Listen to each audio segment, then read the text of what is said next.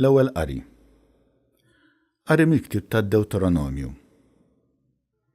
Mosè kellem lill-poplu qal: Il-qassis imbagħad jilqa' minn idejk il-qoffa u jqiegħda quddiem l-artal tal-mulej Alla tiegħek. Inti mbagħad tgħid hekk quddiem il-mulej Alla tiegħek. Missieri kien minn Aram, jiġġerra minn post tal-ieħor. Imbagħad niżel l-Eġittu u għammar hemm. Żgħir kien l-att ta' niesu, iżda hemmhekk sar poplu kbir, qawwi u kotran. L-Eġizzjani ħaqruna, għaksuna, qabbewna b'xogħol jiebes. Imma aħna għajjatna lill-mulej, Alla ta' missirietna. U l-mulej sema l-għajta tagħna. Rat takkis u dbatija u d-dwejjaq tagħna u ħariġna l-mulej mill-Eġittu bit qawwija, bid-drieħ merfuħ, b'iża' kbir, b'sinjali u beġubijiet. U daħħalna f'dan il-post. Tagħna din l-art, art tnixxi ħalib u għasel. U issa ara jiena ġibt l-ewwel frott tal-art li tajtni int, mulej. U inti tqiegħdu quddiem il-mulej Alla tiegħek u tadura lill-mulej Alla tiegħek. Il-kelma tal-mulej.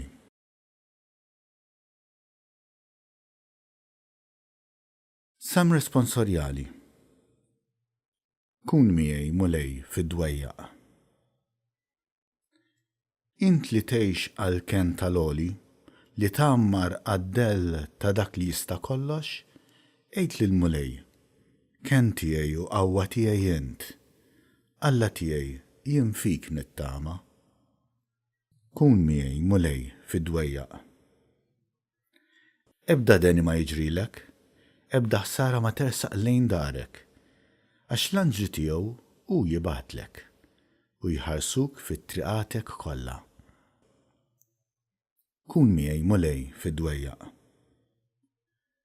Fuq idejhom jarfawk li ma taħbadx ma' xi ġebla riġlek. Fuq l-iljun u l-lifa inti timxi. Ferħ tal-ljun u serb int tirfes. Kun miegħi mulej fid-dwejjaq. La tħabbeb miegħi jien neħilsu, la qara f'ismi jiena nħarsu. U jsejjaħli u jiena nwieġbu. Miegħu nkun fid-dwejjaq tiegħu, neħilsu u nerfalu ġieħu. Kun miegħi mulej fid-dwejjaq.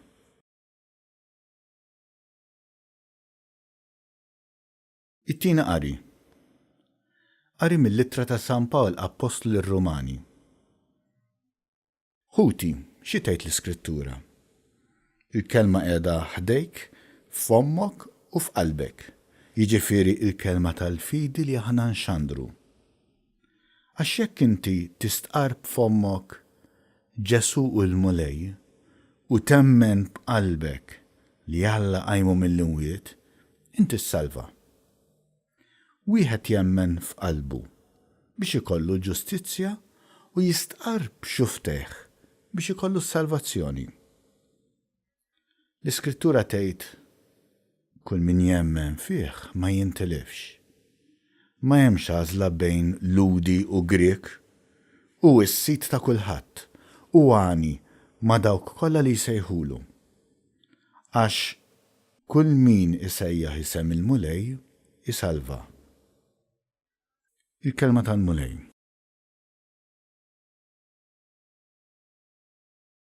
Qari mill-Evanġelju skont San Luqa.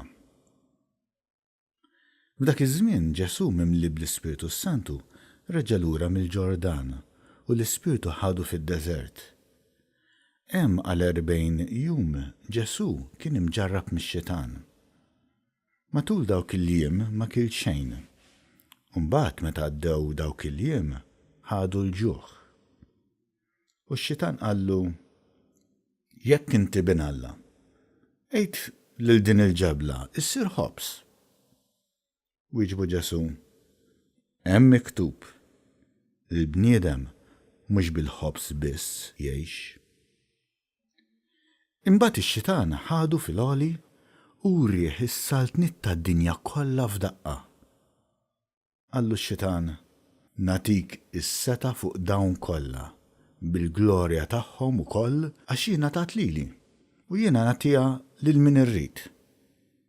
Jekk tinxteħed qudiemi tagħtini qima, kollha tiegħek tkun. Ġesu jiġbu qallu, hemm miktub, lil mulej Alla tiegħek tadura u lilu biss taqdi. Imbagħad ix-xitan ħadu Ġerusalemme, qiegħdu fuq il-quċċata tat-tempju qallu, jekk inti bin Alla, inxteħed minn hawn għal isfel, għax hemm miktub lill-anġi tiegħu jordnalhom biex jieħdu ħsiebek sewwa u li fuq idejhom jerfgħuk ħalli ma taħbadx riġlek ma' xi ġebla. Wieġeb Ġesu qallu, jien għadt iġġarrabx lil mulej Alla tiegħek. Imbagħad ix-xitan meta temm dan it-tiġrib kollu, telaq minn ħdejh sa ma wasal il-waqt. Il-kelma tal-mulej.